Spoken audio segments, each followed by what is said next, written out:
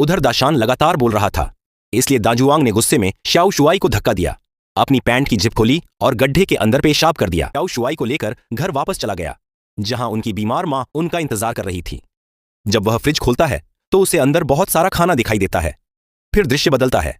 Shao Shuai घर के fridge से लगभग सारा खाना निकाल कर ले आता है, यहां तक कि अपनी मां की रोज पीने वाली सेहत वाली ड्रिंक भी निकालकर दाशान के लिए ले आता है। हालांकि उनका खुद का घर बहुत गरीब है, फिर भी वह एक अजनबी आदमी के लिए खाना लेकर आता है। शाओ शुआई कहता है, मैं भी तुम्हें बचाना चाहता हूं, लेकिन मेरा बड़ा भाई मुझे ऐसा करने नहीं देता। दाशान उसे समझाता है कि तुम्हें हमेशा अपने भाई की बात मानकर नहीं रहना चाहिए, तुम्हें उसके खिलाफ खड़ा होना सीखना चाहिए और अपनी खुद की राय रखनी चाहिए।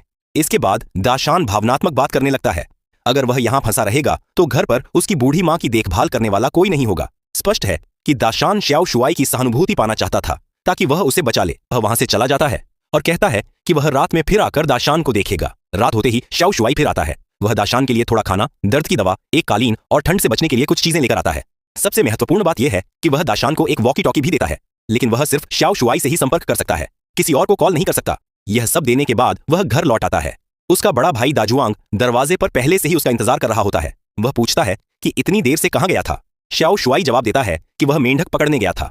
दाजुआंग तुरंत समझ जाता है कि वह झूठ बोल रहा है और कहता है, तुम झूठ बोल रहे हो, तुम्हारे पास तो बाल्टी भी नहीं है, फिर मेंढक कैसे पकड़ने गए। पिताजी की मौत के बाद अब मैं ही इस घर का मुखिया हूं। अगले दिन जब शाओ शुआई खाना खा रहा था, तब दाजुआंग ने उसके कटोरे में एक मेंढक फेंक दिया और कहा कि आज हमें एक बड़ा काम करना है। दोनों उस टेंट तंबू के पास पहुंचे। दाजुआंग ने तुरंत टेंट के अंदर से जहरीली गैस निकाल ली और तेजी से जंगल की तरफ भागने लगा। उस गैस को गड्ढे में फेंक दिया। इसके बाद दाजुआंग शाओ शुआई को पकड़कर वहां से जाने लगा, लेकिन शाओ शुआई ने गुस्से में दाजुआंग को एक मुक्का मार दिया, लेकिन ताकत में वह दाजुआंग का मुकाबला नहीं